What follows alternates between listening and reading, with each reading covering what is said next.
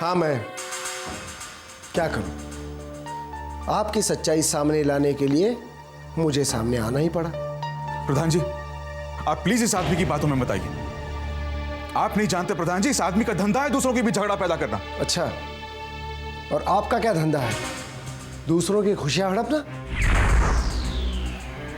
कमलेश, लीजिए, हाथ कंगन को आरसी क्या? सत्यवादी हरिश्चंद्र आ गए हैं, उन्हीं से पूछते हैं, वही बताएंगे क्या सच है और क्या झूठ। डैड, ये इंसान यहाँ पे क्या कर रहा है? देखा प्रधान जी, बिल्कुल तमीज नहीं से। अपनी बकवास बंद कीजिए। कमलेश, बहस मुबाहिसे से कोई फायदा नहीं, सीधे मुद्दे की बात पर आ जाओ। जी प्रधान जी, तो पंचम, मैं पूछूंगा कुछ टेढ़े मेढ़े सवाल जिनके सच्चे सच्चे और सीधे सीधे जवाब दोगे तुम प्रधान जी को। कैसे सवाल?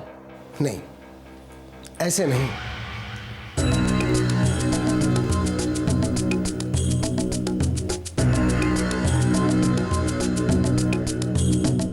गीता पर हाथ रखकर जवाब दो।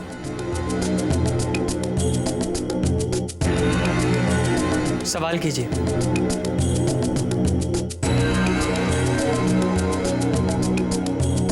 क्या तुम्हारे और मीरा के शारीरिक संबंध थे?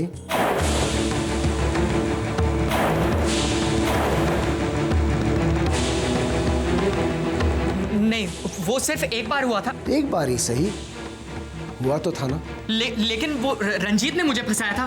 पंचम, सिर्फ हाँ या ना में जवाब दो। हाँ।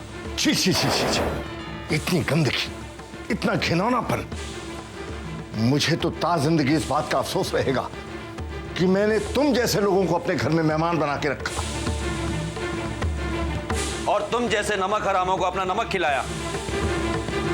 बस, बिल्कुल बस, एक शब्द और नहीं। इस आदमी के बहकावे में आकर आपने हमें इतना कुछ सुना दिया। हाँ या ना में इसने हमसे जवाब ले लिया, लेकिन हमें सफाई देने का मौका नहीं दिया। राशि, इस बार शहद में जहर मिला के पिला दिया आपको और आपने पी लिया। लेकिन इसमें नुकसान हमारा नहीं, नुकसान आपका है। इसमें हमारा कोई नुकसान नहीं। माँ प्लीज शांत हो जाइए। माँ प्लीज। एक बात और बता दूं प्रधान जी, जिसने मेरे पंचम के चरित्र पर उंगली उठाई है, उसे एक ना एक दिन शर्म से सर झुकाना ही पड़ा है और अपने घुटने भी टेकने पड़े हैं। तुम मुझे चुनौती दे रही हो प्रधान को?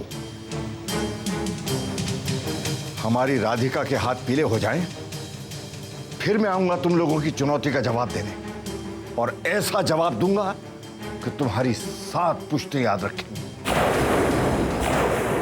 चल जीत, चलो कमलेश।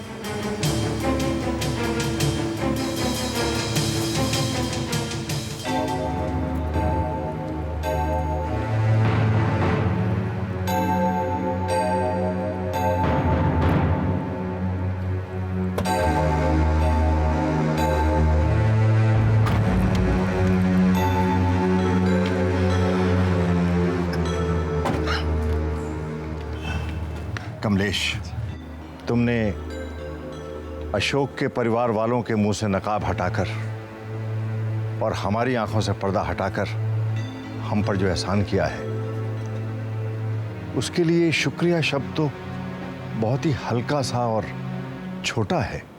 अरे नहीं प्रधान जी, कैसी बातें कर रहे हैं आप? मैंने कोई एहसान नहीं किया, मैंने तो सिर्फ अपना फर्ज निभाया है। कमलेश, तुमने हमें जलालत से बचा तो लिया, लेकिन राधिका बेटी के दिल में जो दर्द उठेगा उसे कैसे बचा पाऊंगा,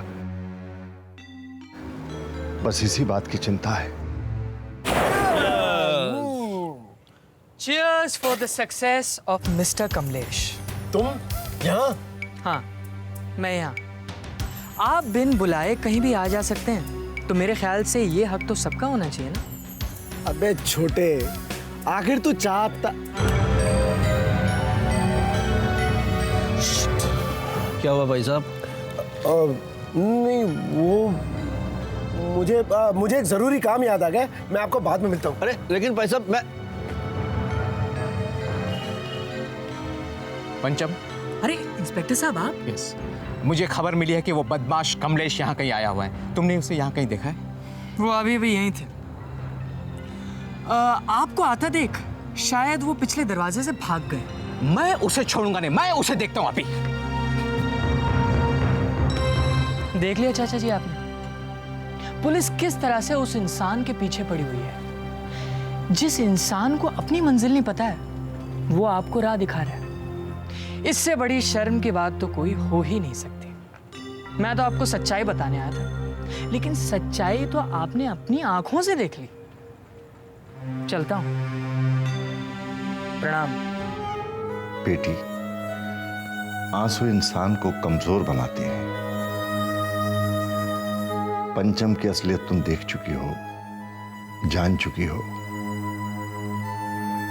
इसलिए आंसू पोंछ दो और सुबह चलने की तैयारी करो। जी।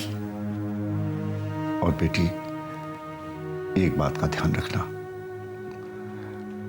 क्योंकि तुम्हारे ये आंसू तुम्हारी बीजी को तुमसे ज्यादा रुलाएंगे, इसलिए यहां जो कुछ भी हुआ है उसे यहीं छोड़कर चलना बेटी।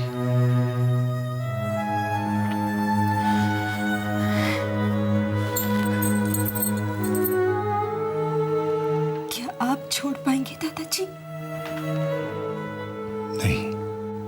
इंसानियत के नाते क्या उन्हें इतना भी नहीं सोचना चाहिए था कि जिस नादान लड़की को वो संजीदा जीवन का पाठ पढ़ा रहे हैं, जब उसका दिल तोड़ेंगे तो उस पर क्या असर होगा? बेटी, स्वार्थी इंसान पत्थर के समान होता है और पत्थर में दिल नहीं होता। दादाजी, पर टूटे दिल की आह में इतना असर तो जरूर होता है कि वो पत्थर का सीना चीर दे। दादाजी, मैंने रब से कभी कुछ नहीं मांगा, कुछ नहीं, पर आज मांगती हूँ कि अगर पंचम की असलियत यही है तो उसे जिंदगी में कभी चैन ना मिले दादाजी, कभी चैन ना मिले।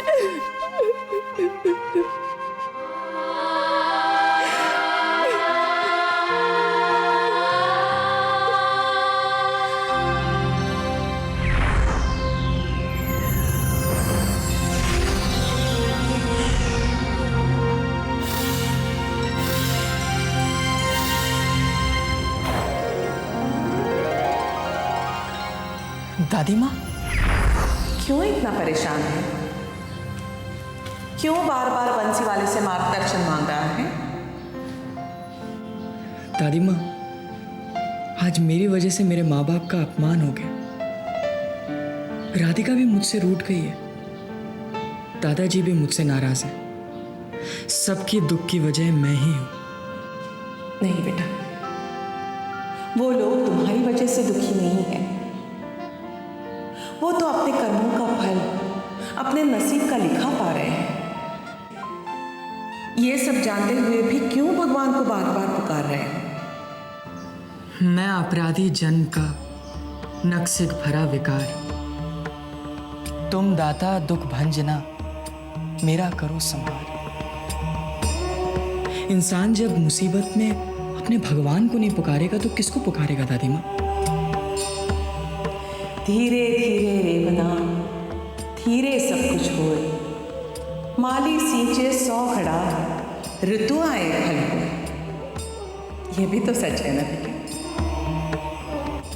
भगवान भी उन्हीं इंसानों से प्रसन्न रहते हैं जो अपने दिए वचन और अपने बनाए रास्ते पर हर हाल में चलते हैं। अपने वचनों को पूरा करो, अपने वचनों को पूरा करो पंचम, पूरा करो पंचम। जिस तरह मौत निश्चित है, अटल सत्य है, अटल सत्य है, वैसे भोगना भी अटल सत्य ही है, अटल सत्य ही। ये सब जानते हुए भी क्यों भगवान को बार बार पुकार रहे हैं? हाय मीरा। है Meera. Hey guys, what a pleasant surprise. How are you all? वैसे Meera, this plant is very beautiful, ना? Yeah, it is. इन्हें लगा कर ना ऐसा लगता है कि मैं इन्हें एक नई जिंदगी दे रही हूँ। काश हम तुम्हें जिंदगी दे सकते। हो गया। Looks so cute. रिया, जानती हो, एक दिन यही नन्हा सा पौधा एक बड़ा वृक्ष बन जाएगा जो कि मेरे माँ बाप को मेरे अस्तित्व का एहसास दिलाते रहेगा। मीरा, तुम्हारे अस्तित्व का एहसास तो उन्हें हमेशा तुमसे ही होता रहेगा। वो तो है, लेकिन मानो मुझे कुछ हो गया, मेरे साथ कोई हादसा हो गया, तो एटलीस्ट मेरी ये निशानी तो रह जाएगी। ऐसा क्यों सोचती हो तुम? अगर कुछ होना होगा तो तुम्हारे दुश्मनों के साथ होगा, समझी? एग्जैक्टली। मैं इतनी जल्दी मरने वाली तो हूँ नहीं, पर पहले मुझे ये बताओ, तुम दोनों इतनी सुबह यहाँ? हम लोग तुम्हारा हालचाल पूछने आए थे और आंटी को कुछ बताने आए थे।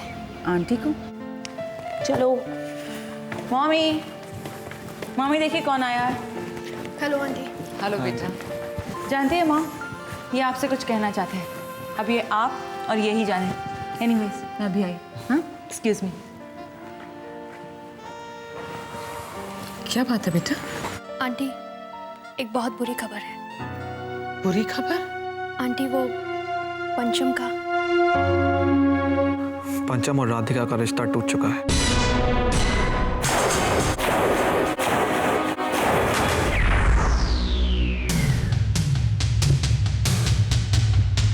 सिर्फ इतना ही नहीं आंटी, प्रधान जी ने तो पंचम के कैरेक्टर पर भी उंगली उठाई है। कैरेक्टर पे? हाँ आंटी, रंजीत ने जो धोखा मीरा और पंचम के साथ किया, उसका सारा इल्जाम प्रधान जी ने पंचम पर लगा दिया। काफी भला बुरा कहा उसे और रिश्ता तोड़ दिया। नहीं, ऐसा नहीं हो सकता। मैं ऐसा नहीं होने दूंगी, कभी नहीं होने दूंगी। टैक्सी! टैक्सी!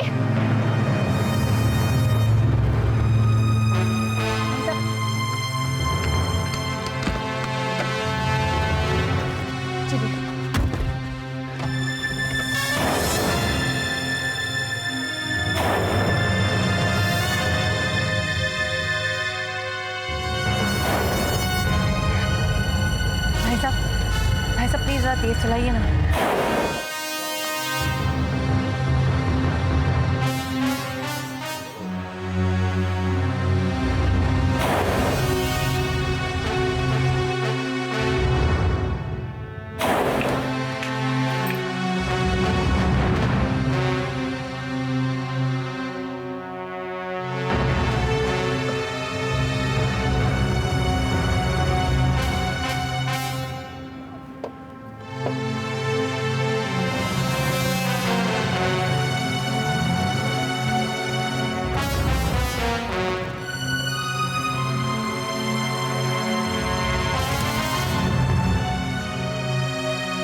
भाई साहब, कितने हुए?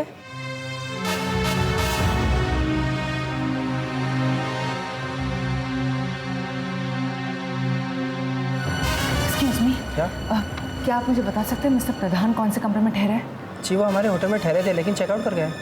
What? जी। Are you sure? या ma'am sure. Are you okay? Yeah. Have a seat, please. Yeah, I'm all right. Thank you. Thank you.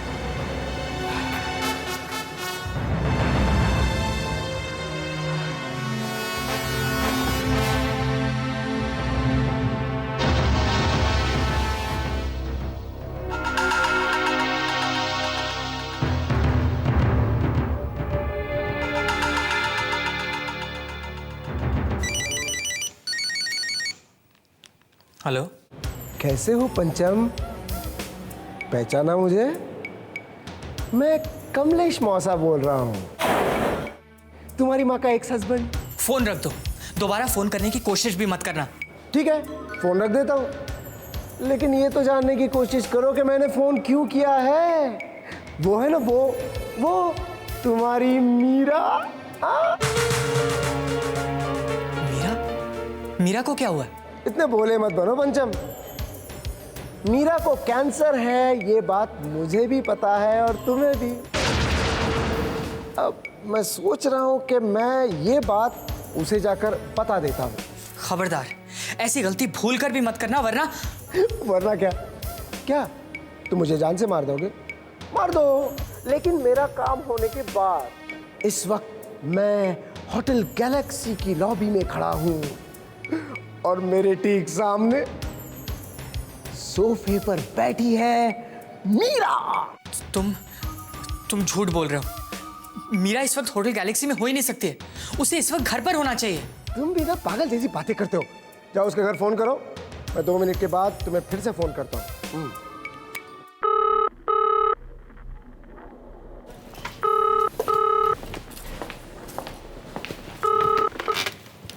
Hello hello hello aunty, मैं पंचम बोल रहा हूँ। मीरा घर पर है? मीरा नहीं बेटा, मीरा तो घर पे नहीं है।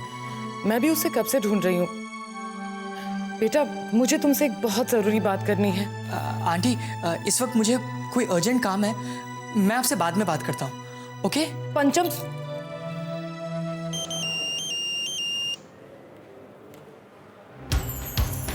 क्यों हो गई तसल्ली बरखुरदार? मैं तो कह ही रहा था कि मीरा यहीं पर है। देखो, तुम उसे कुछ भी मत बताना, प्लीज। प्लीज मुझे वो करने दो जो मैं करना चाहता हूँ, उसके बाद मैं तुम्हारे प्लीज पर गौर करूंगा। हाँ, तुम चाहते क्या हो? 10,000 लेकर तुरंत गैलेक्सी में आ जाओ, वरना मैं तो मीरा को बता दूंगा कि उसे कैंसर है। कमलेश, मुझे धमकाने की कोशिश। 15, 20 ये सिलसिला चलता ही रहेगा पंचम, संभाल लो। ठीक है, तुम वहां वेट करो, मैं पैसे लेकर पहुंचता हूँ। 20,000। Okay, bye.